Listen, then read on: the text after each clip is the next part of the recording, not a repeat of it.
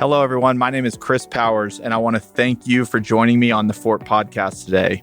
This show is an open-ended discussion and journey covering real estate, business, entrepreneurship, and investing. I would love to hear from you by tweeting me at Fort Worth Chris on Twitter. Hey guys, it's Chris. Thank you so much for joining me today on the Fort. I'm excited to do this episode today. I've recently spoke at a couple universities to the real estate club, and one of the parts of my discussion is often what college students can be thinking about when they enter the job market. So today's episode is going to be a deep dive into maybe some best practices and things to think about for college students that are entering the real estate job market, and people that might have already started their career in real estate or have been in another career and looking to make a move into real estate.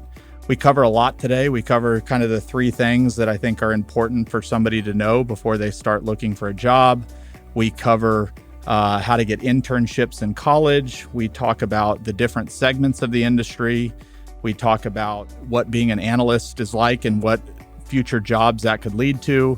We talk about what it's like working for a big company versus small company, networking, things you might be prepared for in an interview, and a lot more. So thank you for continuing to join me, and I hope you enjoy the episode.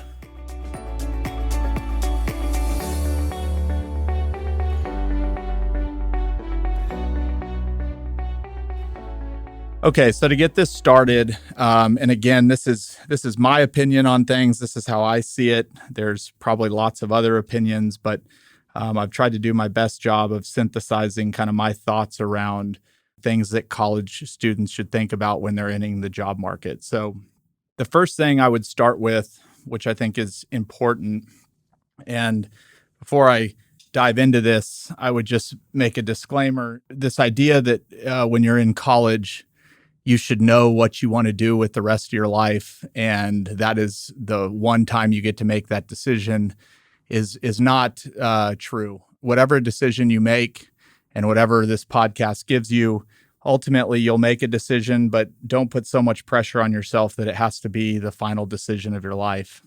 So to start, I think the three things that people should really know when they're going to start looking for what they want to do in a job.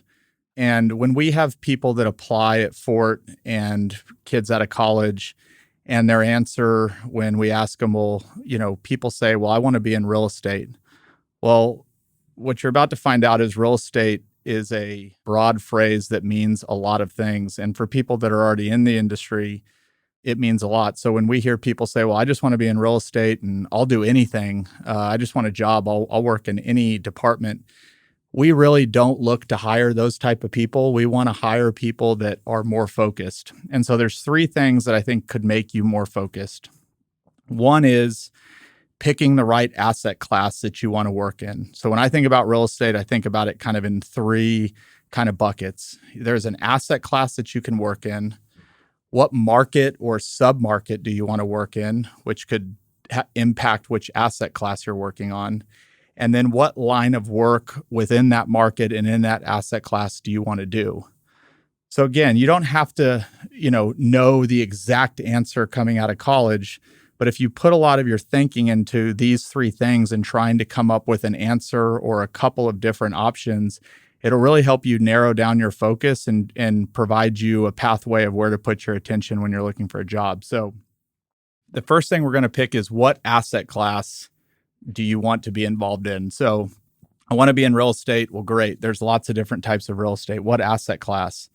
There's multifamily, there's single family, there's office, there's retail, industrial, senior housing, student housing, land, data centers, single family rental, hotels.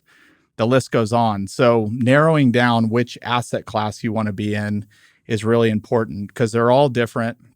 They share similar characteristics, but they all have a different target tenant and customer, and they're designed and built differently, and they're in different markets. So understanding which asset class you want to be in is really important.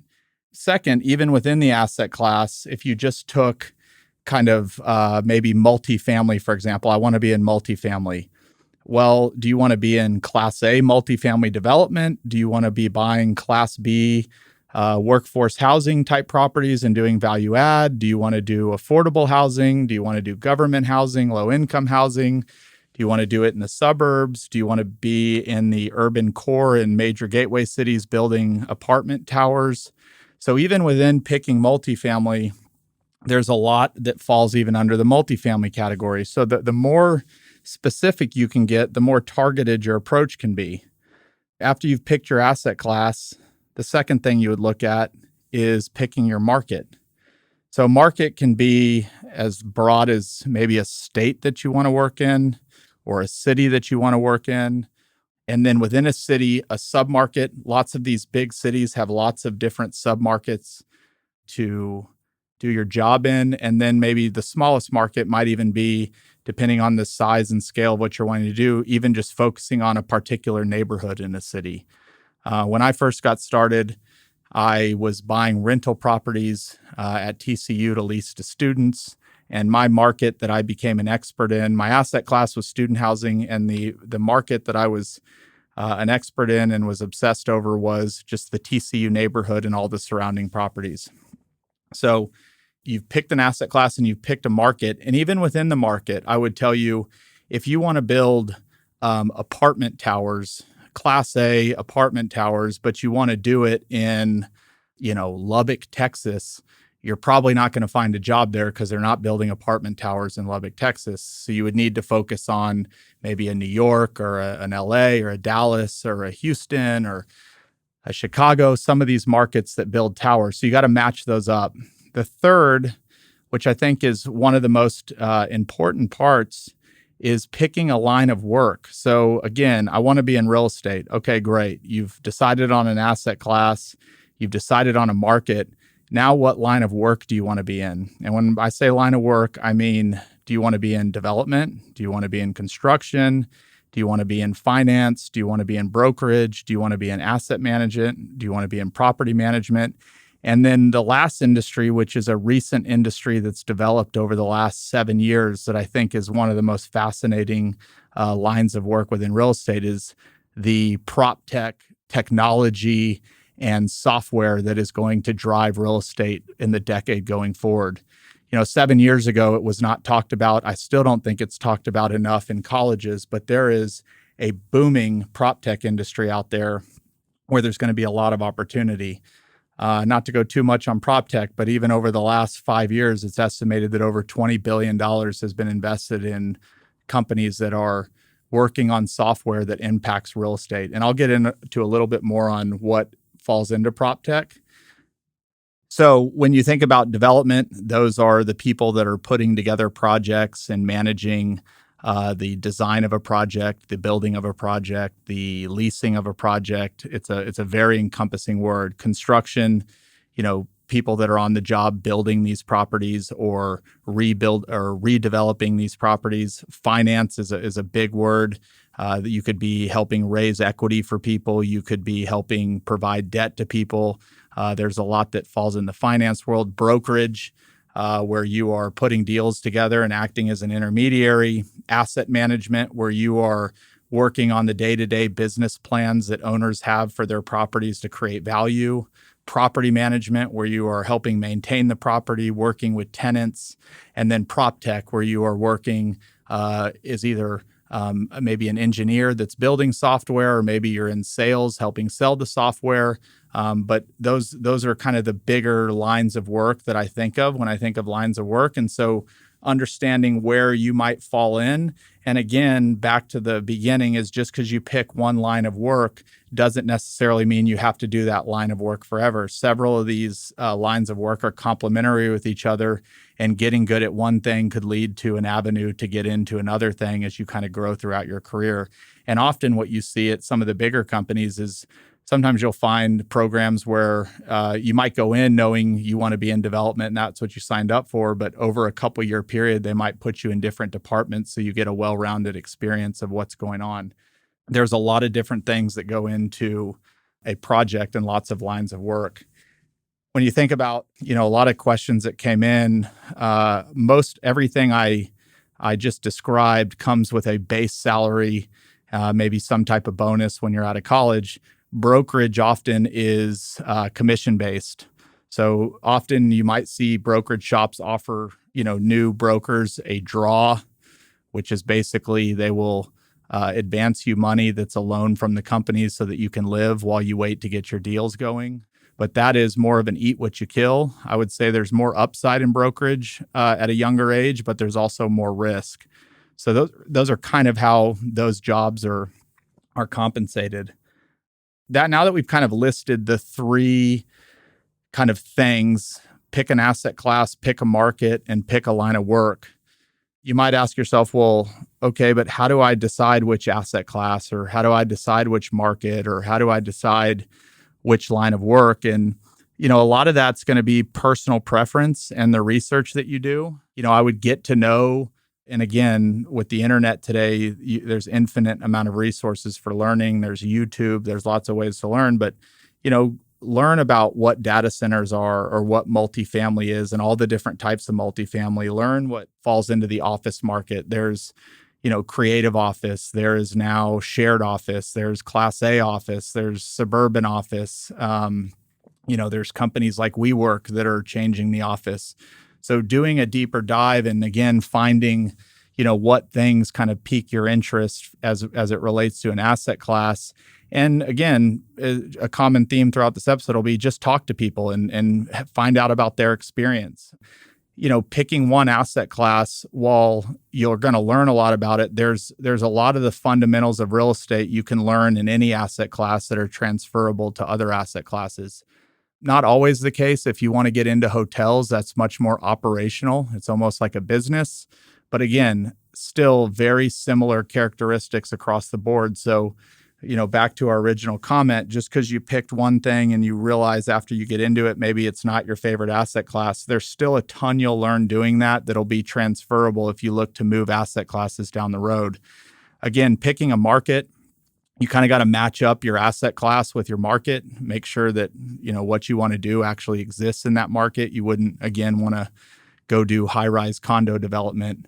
You'd want to do that in Miami or New York or Seattle or San Francisco. You probably don't want to do that in, Albuquerque, New Mexico or something. So you got to match those up. And then line of work, again, a lot of it has to do with your personality type.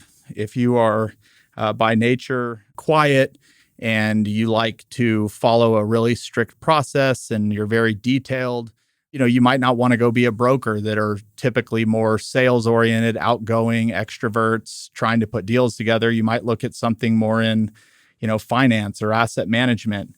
If you like engaging with people and taking care of people and delivering customer service, maybe property management would be something for you. And if you're a big innovator and are a forward thinker and want to change the world, maybe, Proptech might be something. So again, there's plenty of ways to do it. And just because you pick one thing out the gate doesn't mean you're stuck there forever. And again, if you get into finance and maybe you go get an analyst job at a bank or an investment bank or something of that nature, you're going to be underwriting deals, underwriting risk. You're probably going to see lots of different asset types come through your table. And so just in that position alone, you'll learn a lot about a lot of things. And as you continue in your career, it'll help define kind of where you want to take that next step forward. Or if you're on a construction site and you're learning how to build the buildings, but your ultimate goal is to become a developer, maybe you go get into construction first and learn how buildings are built and financed before getting into development. Or a lot of people, I think one of an underrated line of work is asset management. A lot of people want to talk about brokerage and putting deals together or working for an owner and being on the buy side and helping buy deals, which is a lot of fun. But once the deal is bought, you're usually managing and asset managing that property for years to come. And there's decisions that are made daily. You're signing leases, you're approving capital expenditure budgets, you're talking to leasing agents, you're executing a business plan that can take, 3 to 5 years. And so there's a lot of experience from the asset management side that you gain when you learn not only once the deal's bought, but you learn how to execute a business plan that truly creates the value and hopefully the returns that y'all are looking for. So Again, a lot of ways to get started that could lead to other areas. They're not all so siloed that being in one line of work won't give you any experience in another line of work. Getting back into just prop tech for a little bit. When we think about prop tech, this new kind of industry, kind of line of work that has emerged over the last 6-7 years, I think it's one of the biggest opportunities out there, and it's not talked about enough to college students. So, what's prop tech? That is software that it could be built to operate buildings better. It could also be software being built for real estate companies to operate their business better. You see prop tech that's being developed to help create a better property management experience. So that could be, how the owner uses the software to manage it. It could be software that's being created to create a better tenant experience. Ultimately, just create a better property management environment. There's software and technology being built for energy efficiency. There's software being built for the aggregation of data. Real estate is the largest asset class in the world, over 40 trillion in America alone. And so the data that feeds into that is as much as you could ever hope for. There is construction management software, there's tenant software, there's software being built on the blockchain. Then you think of things like Airbnb, which 10 years ago was if you had asked somebody if you were going to go stay in somebody's house on a vacation, you would have laughed. And now it's a mainstream thing. That is a technology product that has transformed real estate. You think about things like ghost kitchens, where people are outsourcing commercial kitchens to industrial buildings and creating new ways to deliver food. That has a direct impact on real estate. You talk about smart home software, being able to open your front door with an app on your phone, or turn down the air conditioner, or lots of different things. You think about products that like Latch, where it's again, a digital keypad to get into buildings. So it's all different types of software that encompass the real estate industry.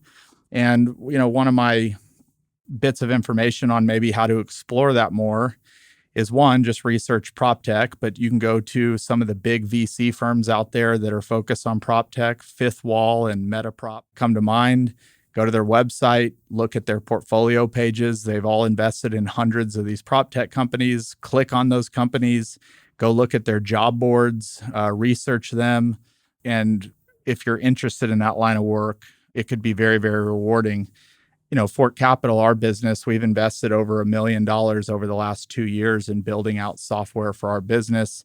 And that's not just a real estate thing. I think every industry in the world is becoming a tech business, or companies are becoming tech businesses, whether they realize it or not.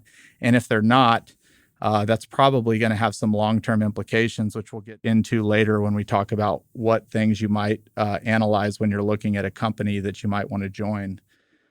Okay, so now that you know kind of your three things, now it's time to start networking and starting to hone in on where you might land. And so whether you are still in college, or maybe you're already out of college and you're looking for that job, or maybe you've just started your job, or you're coming from another industry, one of the best ways to get experience in the industry is to join industry organizations or forums or communities online that talk about real estate. So ULI, NAIOP, almost every city has local real estate organizations that, real estate professionals gather at monthly. There's designations. If you're a broker, CCIM is a large community. And then there's things like Reddit and Twitter, LinkedIn, that have a lot of these forums where people are talking in depth about real estate. And it's a great way to meet people online. And so as just an answer to how to get affiliated and kind of get yourself into the community, again, we live in the age of the internet and there's a ton of opportunity there, but there are so many organizations throughout the industry that you can join, and you can join them before you have a full-time job. And it's a way to meet people. All of these companies have newsletters and emails that they send out regularly. They post content. And so just kind of immerse yourself, see who the people are that are, in the game, and start making a list of people that you can contact that are, in your market, in that same line of work, and in that asset class. There's also major publications that you can join: Biz Now, The Real Deal, all the big major service providers, CBRE, JLL, Cushman Wakefield, these kind of global companies, they all have email lists that you can sign up for. And they have lots of different email lists. You can sign up for their hotel email list or their single family list. You can sign up for their forecasts. You can sign up for their capital markets lists. I think CBRE alone has almost 50 newsletters that you could sign up for, each of them with their own content. So again, another way to kind of join a list that might be providing content that's focused on your little niche of the world. And it talks about the people and the companies that are doing things. And it's another way to kind of put people on your radar. If you've already moved to a new city that you're kind of unfamiliar with and you're looking to kind of engage with the real estate community, again, I would Google, in Fort Worth, it's called the Real Estate Council of Fort Worth, and there's hundreds of members, and they meet once a month, sometimes more than that, for presentations, networking events, cocktail. There is something that you can join in almost every city that is real estate related. So I would highly recommend finding out maybe what's in that city and joining. And then once you've kind of nailed down maybe a list of companies or maybe more specifically people that you want to get in touch with, first off, to find out the people. So let's say maybe you found a company that's in the market that you want to work with, get on their website and go look at their team page and see who the people are that are doing the things that you want to do, who the leaders are that you might be working for. I would go to LinkedIn and maybe research them and see if you have any mutual contacts or people that you have in common. And I just would not be afraid. The worst thing you can do is, pick up the phone and cold call someone. If they don't answer, leave them a voicemail or send them an email or a message on LinkedIn, and just be really direct and just say, hey, I'm Chris, and I am looking to get into single family housing development in DFW. Here's why I want to do it. And you're someone that I've come across, and I would love to meet you and pick your brain if you have, some time to jump on a phone or grab coffee, or if there's anything I could do to get on your calendar. And what you'll find is if your ask is very direct and you are not taking up tons of time from the people you're reaching out to, there's a lot of people that are looking to connect with young people. These companies that are successful are always recruiting, and they're always recruiting people out of college. Every year they do it. And so very often as somebody that's a manager or a vice president or some type of, again, manager at a company, they are constantly looking for people to recruit. And so they're often not surprised by a college student that they don't know reaching out to them. And what I would tell you is, like I would say in anything, whether it's, you're already in a job or anything, is, sending an email or a text once and hoping to hear back and assuming that's going to be successful. Occasionally you'll get responses, but don't be afraid to reach out again. Or if they didn't answer your email, pick up the phone. Or if they didn't pick up the phone, send them on LinkedIn. Some of our most successful young hires out of college have been people that were obsessive about getting in touch with us, and it really kind of shows through. You got to imagine that some of these bigger companies are receiving hundreds of applicants and hundreds of people reaching out. And one of the best ways to stand out is, one, to be super specific in what you want to do, know your three things, but two, be persistent. Persistency is often wins. Once you're in the business world and you're already working, it's going to win. I'm a big fan of persistency. So when you actually set a meeting with these people, tell them what you want to be doing. Ask them what they've done to be successful in their career. Ask them the story of how they got to where they are, what path they did, and engage as much about what you want. What you need is learning more about them. You can learn a lot in 15 or 20 minutes listening to somebody's story, and you'll often hear things that you just won't pick up on the internet. They might tell you, one, we're hiring, or two, we're not hiring, but my buddy's got a company and he's hiring, or have you looked at this company? People that are well-versed and have been in the industry for a while, obviously they know where they work and what they're doing, but they have huge networks too. And so if you come across as somebody that is super motivated, super focused, understand what you want to do, and you're able to build that relationship, a total stranger might become your biggest advocate after a couple meetings. And so Again, I'm very big in getting in front of people and talking to people, and don't expect that these alumni or professionals are going to expect you as somebody just entering to know it all. In fact, they know you don't know it all. What they're looking for someone is who knows what they want to do, is eager to learn, is persistent, is motivated. Those are the characteristics that will eventually land you the job. They know that everything you're going to learn once you get there. And so, fabricating that all this stuff, real world experience, if you have it, great. If not, you can speak more to all the research you've done and everything you've read and be able to articulate why you want to do the thing you want to do. And I would say the people that can give those answers better tend to stand out more, at least when we're interviewing. So you've started networking, you've narrowed down your focus, you're starting to get an idea of which companies you want to go to work for. Here's some things that you should think about when analyzing a company. I don't think if you're in a position where you're going to have multiple options, you want to make sure that you're going to the right company and not just taking any job, because just taking any job at a company that ultimately wouldn't have worked for you can be pretty miserable. And there's a lot you can do ahead of time to make sure you're getting to the right place. And so, first thing is the obvious. Is that company in the asset type you want? Is it in the market? And is it have the line of work you want to do? If it doesn't have that, then that would be a red flag. The second is going onto their website and looking at their kind of culture and their core values and what they stand for, not just on their website, Googling to see if there have been press releases or articles written about that company, if employees have written things about the company. There's websites you can go on to the reviews that past employees have left or current employees.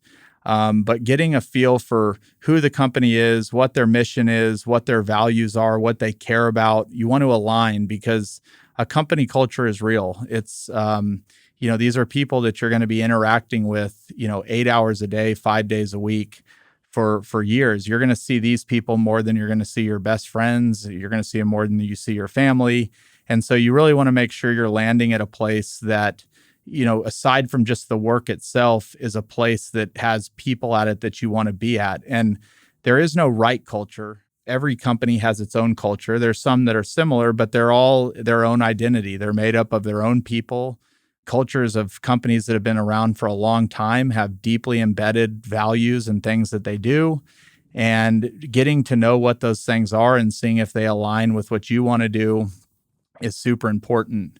Find out what their track record is and how long they've been around. So if you're going to work for somebody, and we'll get into small company versus big company a little bit, but if you're getting into somebody that's just getting started, you might want to know maybe where those people were before they started that company. Where was their experience before they came here? One of the greatest real estate companies of all time, Trammell Crow, has had several of their partners leave over the last 20 years, not in a bad way, but they left to go start their own companies. And so seeing that a company was formed by a couple partners that left one of the greatest real estate companies in the world, even though they're early on and don't have their own track record yet, they have a lot of history that you could align with. So, look at the history of the company. Again, look at the notable deals and things that they've worked on.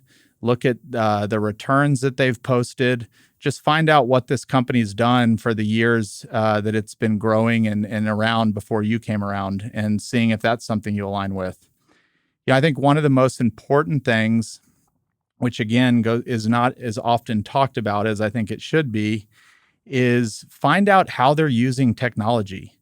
If you go to a company that is traditionally old school, the partners are older, maybe in the later part of their career, and you show up and you just realize that things are still done like they were in the 80s, and you're a technologically focused person, especially for college students now, your whole world has been built around technology.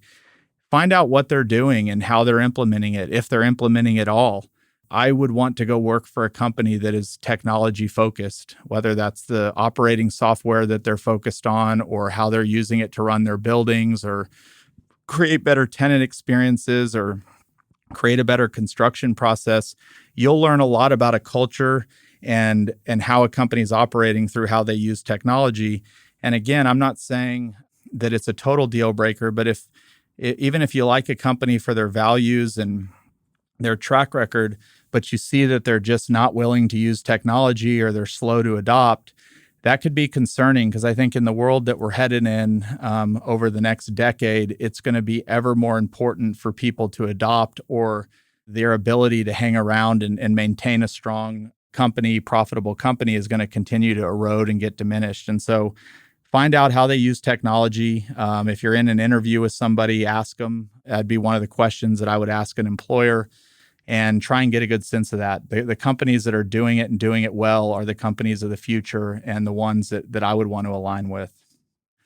If you already maybe know some people at the company, or you have some friends that are a couple years older than you that already work there, talk with them. If you're already to the interview process and you're analyzing the company, don't just talk to the managers and the kind of higher ups. Talk to the young people that are working there. Find out what their experience has been like, what they like about it, what they don't like about it.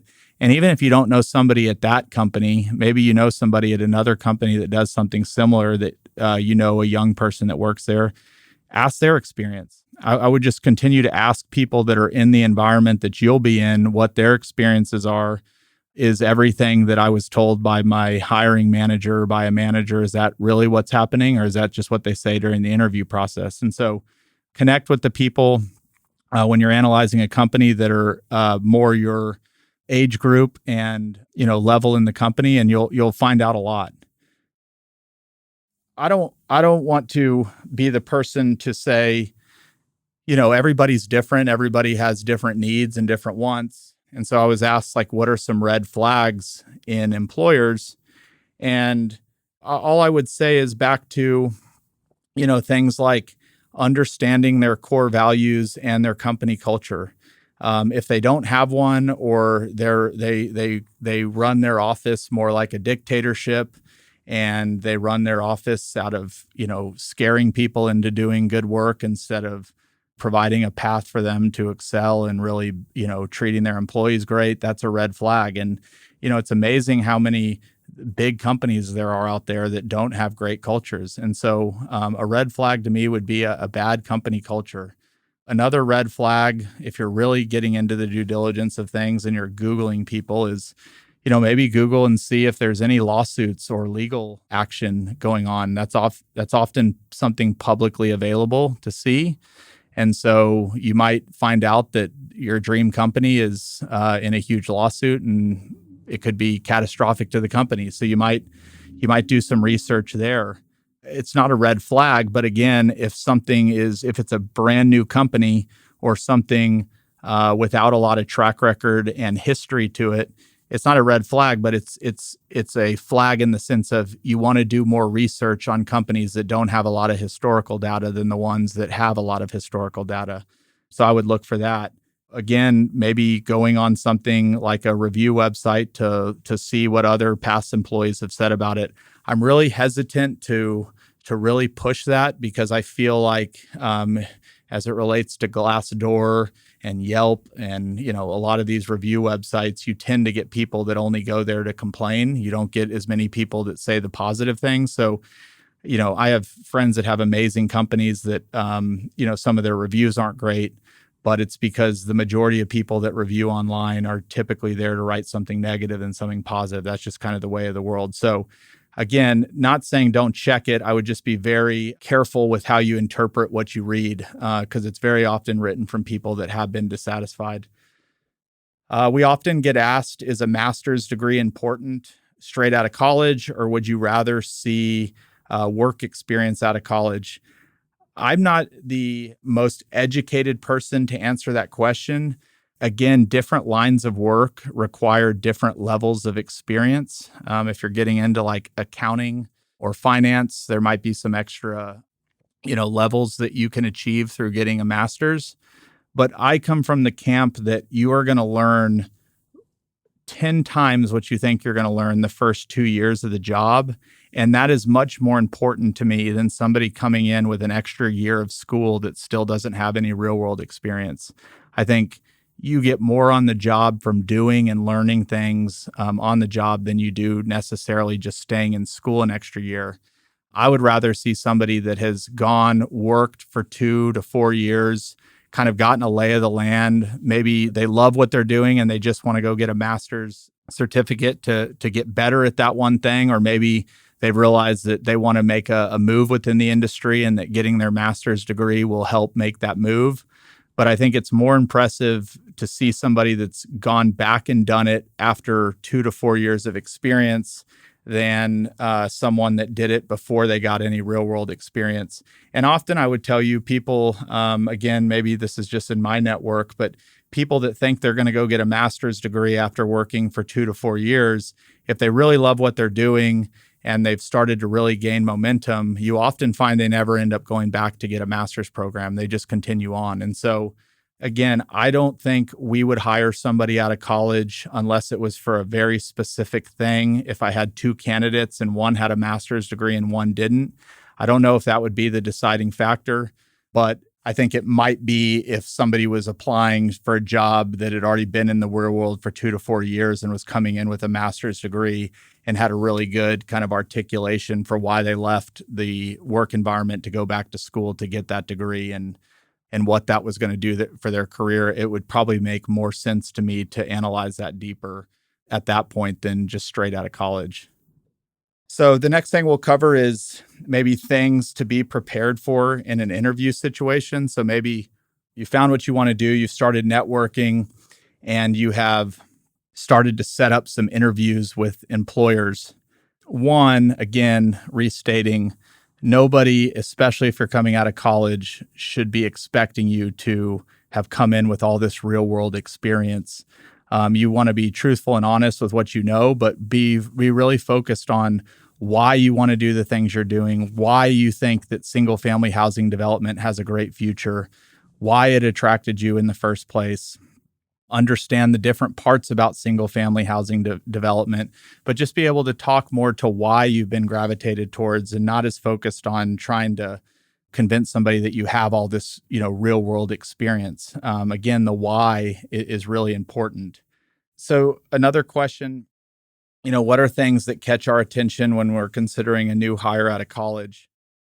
Your resume is obviously very useful, and having a polished resume that is grammatically correct and looks good is important.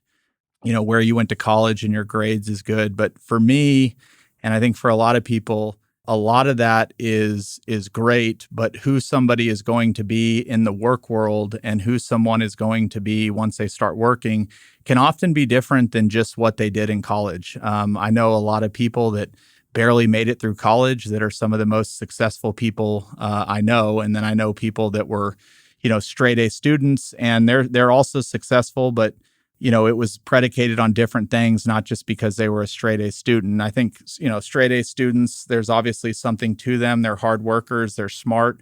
There's a lot to be said, but seasoned employers know that judging a book just because of what they did in college might not be telling the whole story. So, showing up, leaving an impression, being obviously well-mannered and able to talk about what you want to do, able to convey that you are motivated and hungry and eager to learn and will kind of do whatever it takes. I would say I remember the people that I talk to that can blow me away through a conversation way more than I ever remember reading a resume. And again, you have to remember, if all people are doing is going through a stack of 100 resumes on paper, it's very hard to just judge a book based on what you see on paper. It really boils down to who that person is going to be. And so when you show up for that interview, obviously knowing who the people are that you're going to be interviewing with, maybe having looked up those people and their bios or tried to do some research to see if you can find some common ground between them. Again, checking on LinkedIn to see if maybe y'all have a mutual friend. Relationships get better much quicker when it is known that y'all have a mutual friend in common.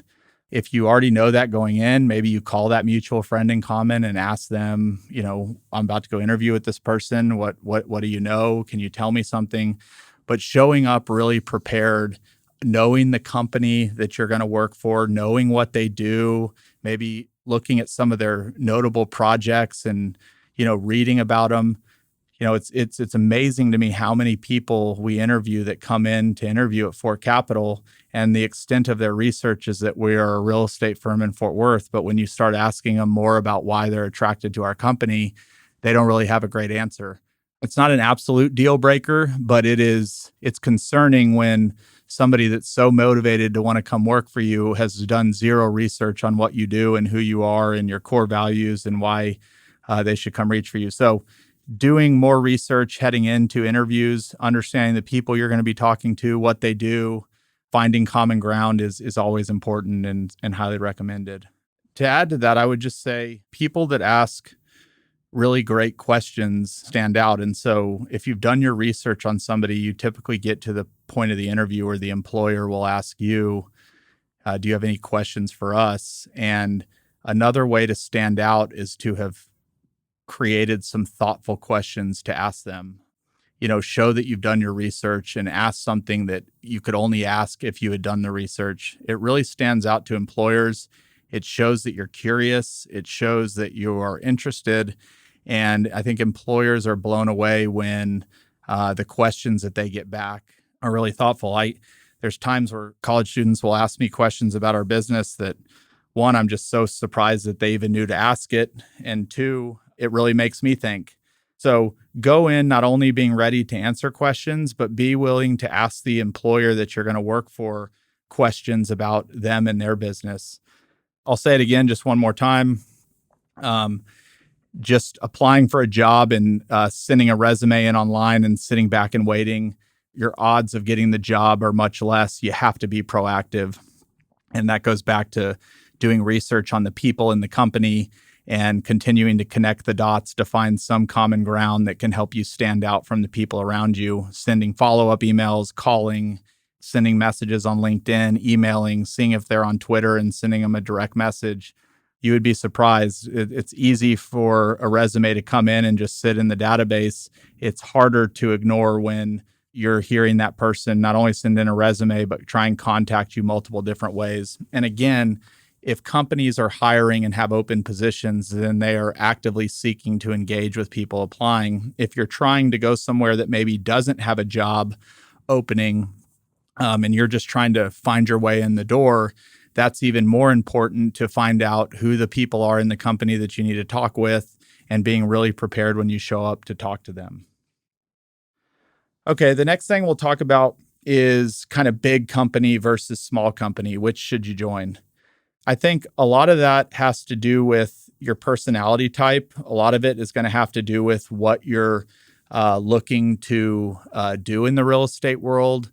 A lot of it is going to have to do with the experience you're looking to get. And so if you go to a big company, you are very likely going to be, your job is going to be much more clearly defined, and it's probably going to be more routine. Big companies have lots of people. And as companies get bigger, they're able to create jobs where people are very kind of specialized and have a typical routine they follow. The positives to big companies are you're going to get exposure to a lot. You're going to see a lot of things happen. You're going to meet a lot of people. Just at a big company, you're going to meet a lot of people. Often big companies have amazing, brands and reputations. So whether you choose to stay at that company forever or not, when you go to, apply for your second job or you make a move, having a big company on your resume can be great. You are, again, because there's a lot of people, there's a lot to learn. So while you're going to be doing your job every day, you'll meet people in other departments and you'll get to get a more well-rounded view of what they're doing and how they're successful. And you're going to have a lot of resources. Companies that are big have lots of resources to learn, whether that's subscriptions to things online that they pay for, or they're often invited to big industry events and have lots of tickets to give away to employees. There's just more resources and more opportunity to kind of have more tools in your tool chest. At a big company, you're also taking a little bit less risk. It is more clearly defined. The company's been around forever. Your paycheck is again, things happen in the economy, but overall, you have a safer kind of maybe existence at a big company. But the downside to a big company can sometimes be that you feel like you're just a number. There's lots of people. There's people that have been there for a long time. Being able to move up at a big company can have politics around it, or there's a clearly defined ladder that you have to be here for 2 years, and you go here, and then you go here, and then you go here. And so for people that are looking to advance much quicker, there can be more kind of glass ceilings at a big company to break. Again, for somebody that's just joining the real estate industry, you're not making a forever bet that this is the only company I'll ever work for.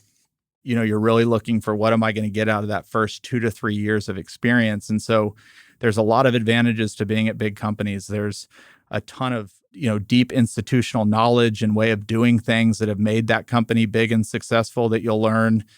You'll learn how bigger deals get done. You'll see lots of deals going on. Big companies aren't just focused on one deal, whereas smaller companies might only have a couple projects. And so you're just going to get a much bigger view and a lot more probably training. Big companies have professional training. They have people that are hired just to train. They have courses you can take. They have things like that. And so, you can't go wrong at a big company, especially early on. Again, it's once you've made it through those first 2 or 3 years and you've kind of gotten a lay of the land, that you maybe more start making a bigger decision on, do I want to go to something smaller and more entrepreneurial, or continue to climb my way up in a big company? And just to say, climbing your way up a big company is not a bad thing. It's just something that's more predefined. You can kind of see your future in front of you. It's not as much, there's a lot more clarity to it. At a smaller company, you're taking more risk. A smaller company is small for many reasons. Maybe it hasn't been around as long. Maybe it just got started. If it has been around a long time, but it's small, there's things that you would want to look into there. Why have you all decided to stay small? Sometimes that's a decision, but sometimes that's a function of their culture or their people or whatever. My friend Brent Bashore says often that small businesses don't stay small on purpose. And so at a small shop, you'll have a defined role, but you'll probably wear a lot of hats. You might be doing lots of different things. There's not as many people. There's not as many clearly defined roles that those people only do those things and that's it. So that can be a great thing. A lot of people go out of college and go into a small company and they get a ton of experience because they're kind of drinking through a fire hose. Small businesses, as they continue to grow, they have opportunities come up and things that they are, they're not recruiting as frequently. They don't have a constant recruiting program. And so very often, if you're at a small company for a couple of years and some big opportunity comes up, you might have a chance to advance in your career much quicker just because you were already there and working on things. It's also a difference between big shops and small shops. And I don't really want to get too much into this early on because I don't think it's something that people should be focused on early on. But it's probably a lot harder to get equity in a deal at a big shop than it is a small shop. I say that saying I don't think anybody out of college should go into any job expecting equity in their first 2 to 3 years. It's probably longer than that, but any of those expectations, I think, are misguided. And I think if employers, kind of hear that that's a big motivation early on is like, I want equity, I think that's more of a turnoff than something that is looked at as a positive. You've got to earn equity. You got to earn the right to have equity. And that takes time, that takes trust, that takes building relationships. But at a small shop, you are probably likely to get there quicker than at a big shop. Small shops do not have as many resources. They typically don't have, sophisticated training. And so you're kind of learning on the job. You're obviously you're learning from mentors and people at the company, but there's not, explicit training. If you go to a CBRE or a Goldman Sachs or something, you're going to spend your first few months on the job in a training course that everybody takes, that hundreds of people take a year. And so you're not going to get that, but you are, again, going to get a lot of experience to a lot of things. Your days might not be as structured as a big company. Your comp, again, at a big company, it's a lot less risk. At a smaller company, not to say you have risk in getting paid, but again, it's a smaller firm. They don't have access to tons of capital.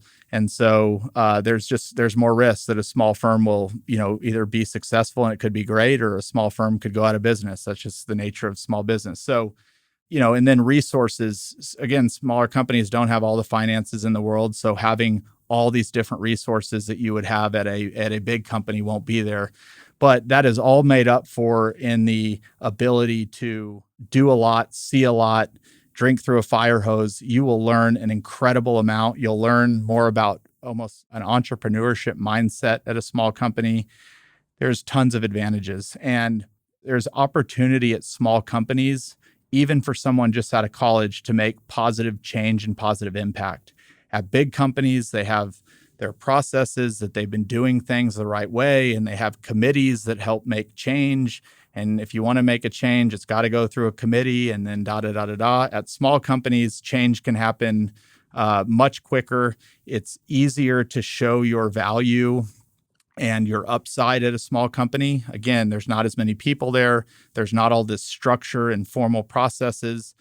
It's still at that stage of the company where they're trying to refine and get better and get better. And it provides an opportunity for somebody young and talented to come in and make an impact on the business that can be seen organization wide, rather than maybe, just on your small team at a big shop. So that kind of breaks down the two. And I would say lastly to that, again, what asset you pick, what market you pick, what line of work you pick might also lead you to more of a decision on going to a big company or a small company. Again, if you want to build high-rise condos in gateway markets like Miami and New York, you're not going to have a choice but to go work at a big company. There are no small companies building, major high-rises. So you're only going to go to a big company. But if you want to get into buying, Class B apartments and doing value add, there are really large companies that do that. And there are 4 or 5 person companies that do that, and everything in between. So what you choose to do will also provide you the options of whether going a big company or a small company makes sense. Sometimes you don't have a choice one way or the other. A lot of questions came in about, and I won't go into all of them, I'm just going to pick one, but what is an entry-level position that gives you the most optionality as you kind of move throughout your career? And to me, the obvious answer is joining as a financial analyst or some type of analyst. That could be at a local bank, where you're on the commercial team and you are helping underwrite deals all day, every day that potential borrowers are bringing in. So you get to see, 50 different deals come in a month. You get to see all different types of asset classes in different markets throughout that bank's region. You get to see which deals end up getting approved at loan committee. You get to see which ones don't. You get to see how deals are structured. You get to see budgets. You get to see how deals are put together. You get to see why deals get approved and why deals don't get approved. You get a really, really foundational experience in real estate from the financial side. And not just the finance side. It's not just number crunching. You're learning about who these sponsors are, what their track records have been, why they're structuring their deals a certain way. What you'll find out in real estate, if you get into the deal side of things, are 10 different groups could do the same deal and structure it 10 different ways, and not one way is better than another way. Everybody looks at things different. And so you can pick up on, why have these successful people continued to get loans? How are they doing things? You can see over a period of 2 or 3 years, which deals not only got done, but once a deal gets done, the bank is still, they have the loan, they're still talking with that real estate company, whether it's monthly or quarterly or annually, about how the asset's performing and what's going on. So you get a lot of information on how the deal performs post giving them the loan. So you help underwrite it, you help get it done, you help understand why it got done, but then you also get to see why it was successful or not successful. And an example might be, you're an analyst and you're helping underwrite office loans and retail loans and multifamily loans and industrial loans. That might help give you a good picture of, wow, all of the guys coming in with, multifamily, they're really successful. Their projects are killing it. So maybe that helps you gravitate towards, maybe I want to get into multifamily. Or maybe you say, a certain asset class is not doing so well, and you're really getting an understanding of why they're not going so well. And maybe that would say, I don't want to get into that. Or maybe you see as an opportunity is, these are why all these assets are failing. The prices keep going down and down. Maybe there's an opportunity to go get in one of these asset types at a time of distress and, get in early and help bring that asset class back. So as an analyst, that would be at a bank. If you went to a kind of a capital markets group, maybe at JLL or CBRE or one of the big finance institutions, it's similar, but you're probably working on much larger deals than a community or regional bank are working on. You are again, there's operators and owners bringing deals to the capital markets team, and they're looking to get a loan approved for their deal. And so you are underwriting the deal, you're helping make sense of the deal. You're then part of the team that's going out to the market and talking with 50 different lenders and gathering term sheets. And you're seeing which why lenders are choosing to lend on certain terms and why others aren't. Again, why deals got approved. You're seeing how it was all structured. You're seeing how cash flows work, what the business plans are that people are executing on. And ultimately, you're getting a really well-rounded experience. You could go work directly at an owner and be a financial analyst on their team. So at Fort Capital, our analysts, we are out looking for deals all the time, and we will get a deal that gets brought in. And if it looks good on the surface, we'll underwrite it. And so our analysts will take the information that's given to them.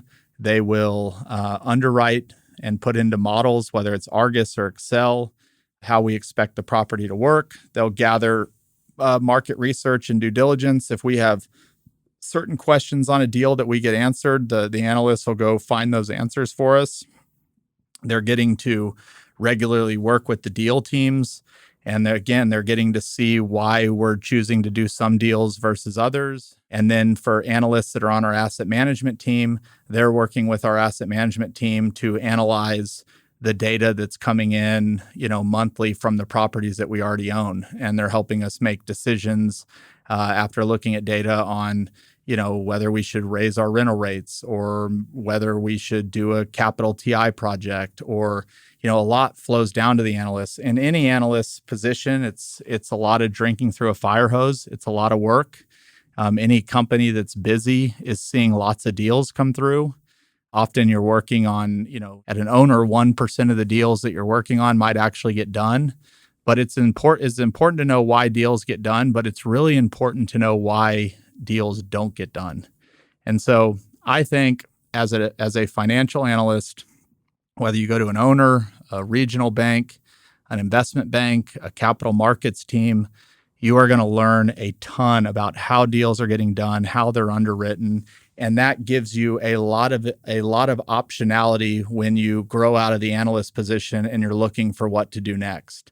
You'll get a broader range of things. And so, maybe on the analyst thing, just kind of stepping back, knowing, I'm not saying you don't want to know your three things, your market, your asset class, and your line of work, but getting into an analyst program will give you a more open-minded view of the world as you move forward. It's more of a broader job to take. Maybe one other position out of college that I think you could, get a lot of experience in that could help be transferable as you grow is being a broker.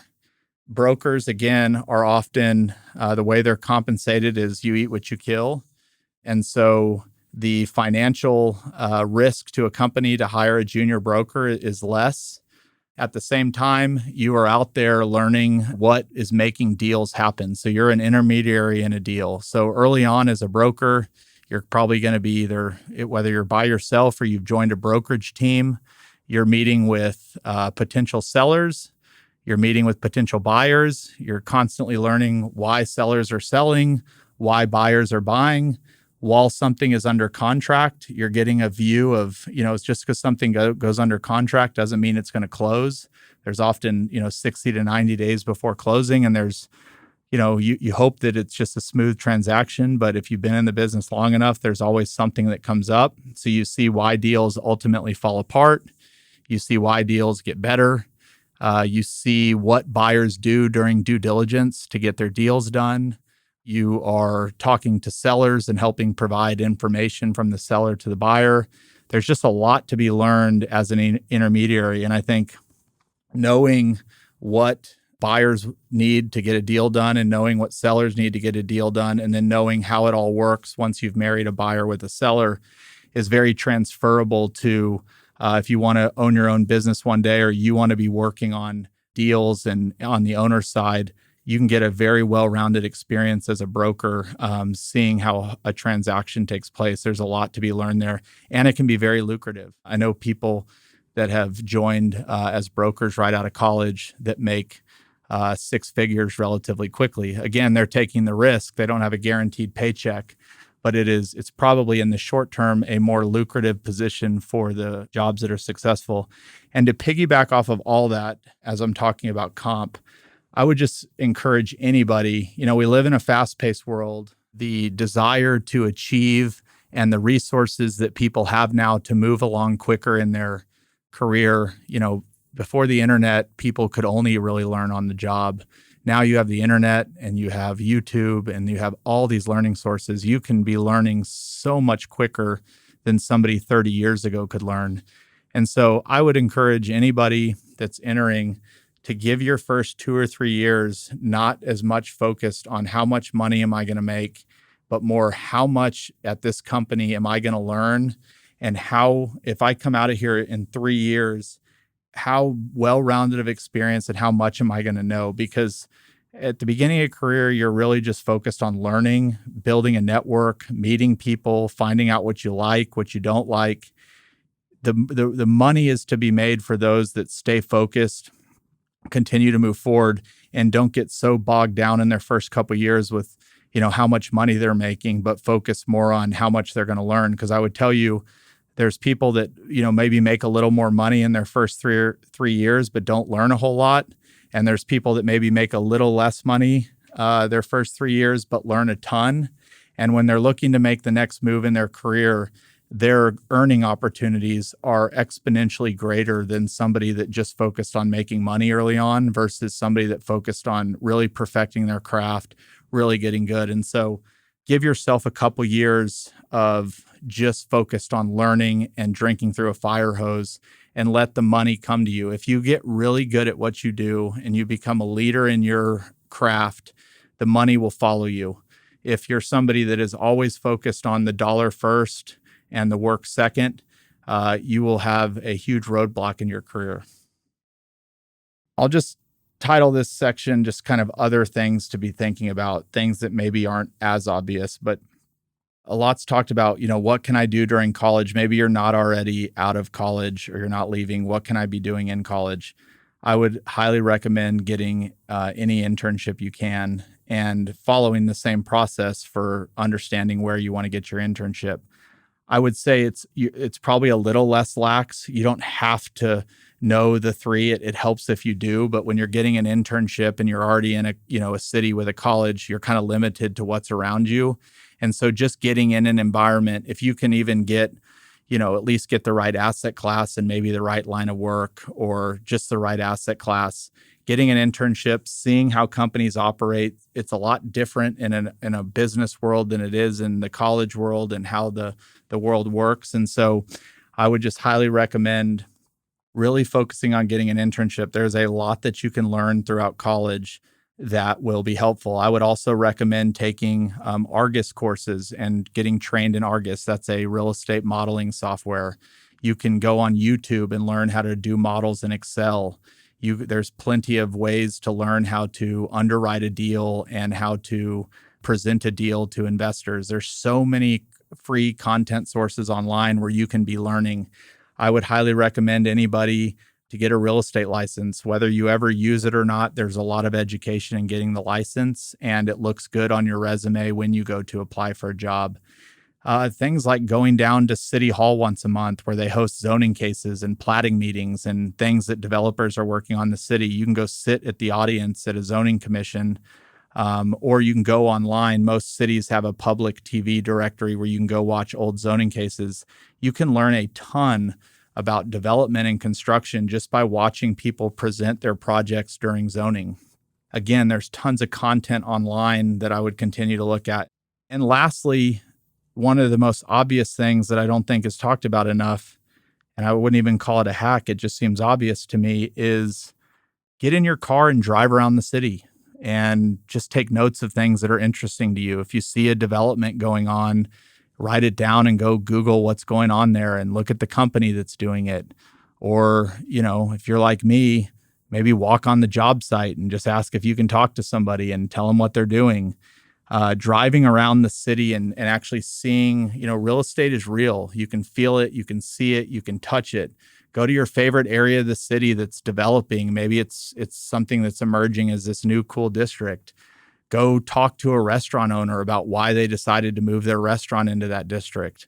They might tell you things like, well, this is really up and coming and we got a great deal from the landlord and there's apartments going up across the street that are coming. And, they could tell you all these things, but getting out and just interacting with the community around you and just asking questions, you can learn a lot about and things that might end up piquing your interest. And so early on, I was in my car all the time driving streets. If there was properties for sale, I'd write down the broker's number and call them and ask what they were asking. And, then I'd call the building that was for sale on the street next to it and say, what are you asking? And then I'd try and find out why is one building selling for more. And that's where I learned, one's rented for more, or one has more square footage, or these don't have to be earth-shattering things, but the amount of things that you can learn just by getting in your car and driving around, asking questions, taking notes, and just keep connecting dots can help you get much more ingrained in real estate. It can help you learn markets better. And ultimately, again, when you go to talk to professionals and you're talking to employers, you're just going to have a much better conversation with people when you're able to really have that experience. So real estate is real. We see it, we touch it, we feel it every single day. If you're listening to this podcast right now, you're sitting in probably a piece of real estate, or you're sitting on a piece of land under a tree. That's real estate too. But just getting out and just getting in your car and going and taking notes and writing down things that interest you, and then going back to your computer and researching and asking yourself questions, you will find that there are interesting things that are all around you that are going on that would be interesting to know about. Maybe you drive by a townhome development that's doing, modern townhomes that are, have rooftop decks and some breakthrough technology. And maybe you're able to ask a project manager on the job, could you tell, maybe act like you're a buyer. Hey, I'm interested in buying. Can you tell me why y'all are building these townhomes this way and why you have all this technology? Again, just come up with your own script and just kind of see where it leads you. But when you are out in the market, driving around, talking to people, you don't have to just talk to a real estate professional. Again, talk to the restaurant owner and ask why they moved to this new emerging area, or, talk to the project manager on a construction site and ask what they're building and ask if there's anything unique about it. It's amazing what people will do when you just ask and you're out in the environment. So to wrap it up, this has been a fun episode. I tried to get to everything, and a lot of the questions came in about if you're wanting to put together your first deal, how would you go about doing that? Maybe you don't want to go get a job at all and you just want to come right out and do a deal. That's how my career got done. And rather than try and cram that into this episode, I've decided that I'm going to make that its own episode and release that soon, how to get your first deal done. So be on the lookout for that. So to summarize, one, there cannot be a better time in the world to get into real estate. The way that real estate will work in the decade to come will be more transformational than ever before. There is opportunity in every asset class. There is opportunity in every line of work, and there is opportunity in lots of markets. You need to be somebody that is super focused, understand what you want, be an obsessive learner and be curious. Be someone that's willing to be patient and just take it all in and drink from a fire hose. Be someone that will pick up the phone and talk to the people around you. Be someone that's willing to talk to somebody that they might not know before. People in the business world don't bite. They are often eager to meet a young college kid with ambition, and create a mindset for yourself that you're on a mission to accomplish something, and use every resource, which in a world we live in today, most of them are free, to continue filling your brain up with things that will make you more valuable in conversations with people, will help you learn what you want and you don't want, and use the resources that you have around you, whether that's the internet, people, getting in your car and driving around, going to your university and checking their career boards and talking to professors and asking professors where other college students had gone and how they got their job. Most career centers at universities are there for that reason. They want to help you find a career, but they're also there to help you answer questions. Who are the last few students that got a finance or got an analyst job at, Wells Fargo? How did they go about getting it? Those career centers understand that stuff, and they'll tell you the stories of how people did it before. At the end of the day, you will be as successful as the effort that you put into getting that job. And I hope that this episode today maybe gave you a few more things to think about when making that pursuit, because it's an amazing industry. There is abundance of opportunity, and what we'll see over the next 10 years in real estate might be some of the biggest transformation we've seen in a long time. So I hope you find value. I hope this helps you find a job. If it did, would love to hear from you. Shoot us an email at thefortpodcast@gmail.com. We'd love to hear about your success stories. And if you just have a question, maybe something I didn't answer, and you want to send it to that email address, send it in and we'll do our best to answer quickly. So with that, I wish you all the best, and maybe somebody listening to this will join our team at Fort Capital one day. Thanks.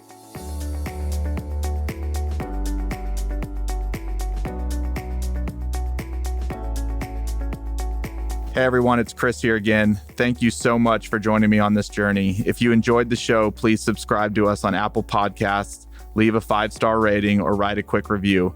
Thanks again, and I'll see you on the next episode. Chris Powers is the founder and CEO of Fort Capital LP. All opinions from Chris and guests of the Fort Podcast are solely their own and do not reflect the opinions of Fort Capital LP. This podcast is for informational purposes only and should not be relied upon for real estate or investment decisions. The Fort with Chris Powers is produced by Straight Up Podcasts.